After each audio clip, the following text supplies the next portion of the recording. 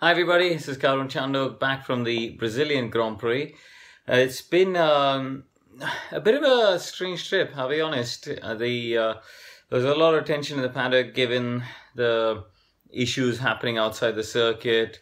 We were very fortunate that our friends from Mercedes, Williams, Pirelli, the FIA, nobody was hurt, although some of them had their belongings taken away. So it was generally a bit of a tense atmosphere at the weekend, even before we talk about stuff on track. So let's talk about the stuff on track.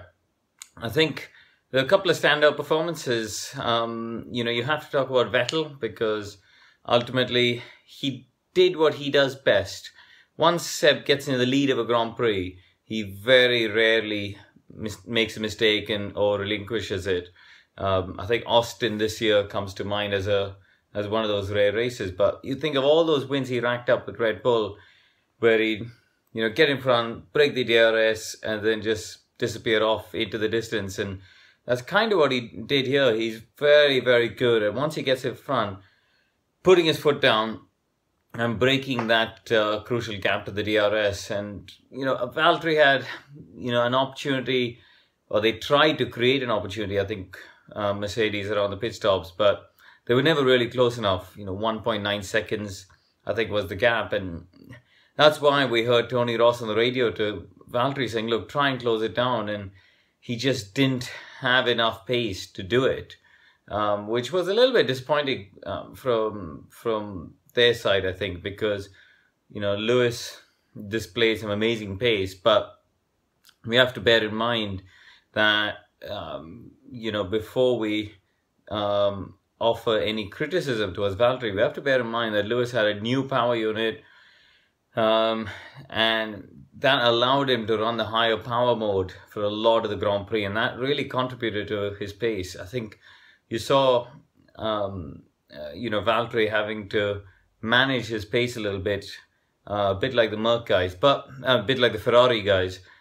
But even so, I think he would have hoped to get a bit closer to Seb and try and make that undercut work. It didn't quite work out. So it was pretty status quo up at the front. I mean, the pace was strong. I think, the guys were pushing really hard. There was very low tire deg, although there was a little bit of blistering. But the actual wear was quite low, which meant that the drivers were able to push quite hard all the way through the Grand Prix, for a lot of the Grand Prix, in fact, at a pretty high pace. So it was quite a physical race, I think, for all the drivers.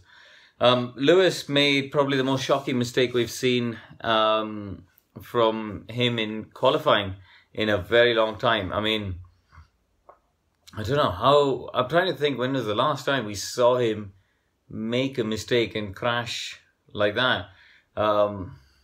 Or in fact saw any of the leading championship contenders crash out in qualifying on the first lap of the session. So, normally that's a phase where the top three teams can sort of cruise around, often on the harder tire, and just get through. And so it was really surprising to see him drop it. Obviously, the car was tricky to drive, and the track is bumpy. Interlagos, an old school circuit, which I love. It was great to see. Big curbs, grass on the edge of the circuit, bumps, the drivers really having to earn their money. And you can see as Lewis climbed the hill towards Ferradura, the turn 6-7, however you want to call it, the back of the car was just bobbing around a little bit. And when he turned in, it just went away from him and he had no chance to catch it at that speed. So, yeah, it was a bit of a shock up and down the paddock to see that. As I say, not something we see very often. But then on Sunday, I thought he was just stellar.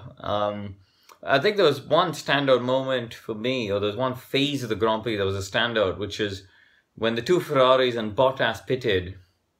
Lewis was obviously still out on the soft tyre, and he somehow, on tyres that had done 29 laps, was doing pretty much the same lap times as Valtteri was doing at that time. And, as a driver, you're driving around.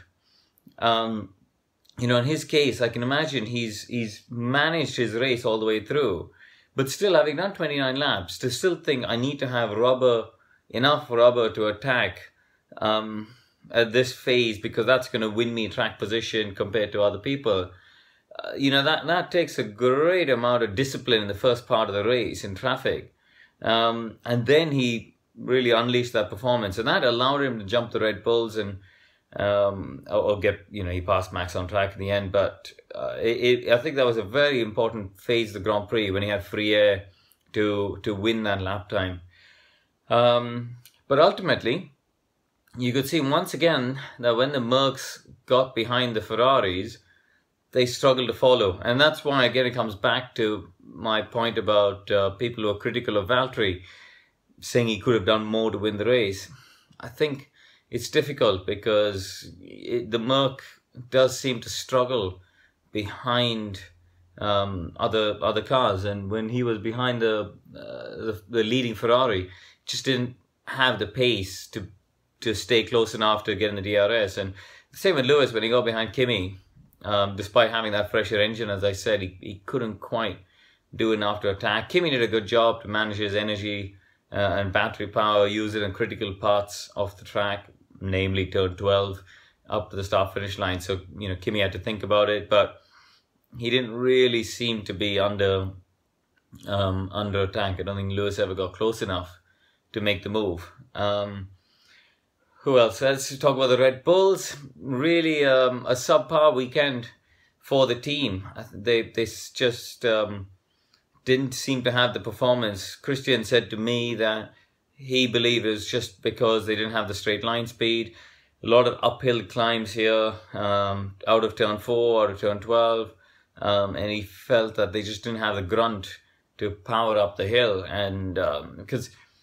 obviously watching from the outside, you're a bit confused as to how Max can win the Grand Prix by 20 seconds, but even more in Mexico last time, and then come here and be nowhere. They put it down to power and straight line speed, so, we'll see. I think Abu Dhabi as well could be quite difficult for them. We got 2 long straights. Again, that could be quite difficult, and even in between those long straights, you got a couple of shorter straights as well. Start-finish one, for example, and the run through turns 2 and 3 should be pretty easy flat this year in the 2017 cars. So, yeah, I think this could be pretty tough for them next time. Felipe Massa, I thought, did a really good job. He's always very, very good in Interlagos, and true to form. He was, he was very competitive. Right from the first free practice, I went out to watch trackside in the first free practice session for a change. And it was nice to see, some of the high-speed corners that Felipe looked really committed straight from FP1. And he carried that form through till the Grand Prix to beat Fernando, hold off Perez. There's a really strong performance. And I think he was obviously very happy, and he should be very proud of that last Interlagos performance. So... yeah, that's pretty much my summary. It wasn't the most exciting Grand Prix in Brazil, though, was it? I think we had a bunch of activity at the front, at the start. We had a bit of activity towards the end, and in the middle it sort of settled down. We were just having to watch the Lewis and Ricciardo battles come through. So, yeah, not the most exciting Brazilian Grand Prix, considering that is normally one of the most dramatic venues on the F1 calendar. 6 championships have been settled there, so a little bit of the fizz has gone out of it. But anyway, on to Abu Dhabi. See you then.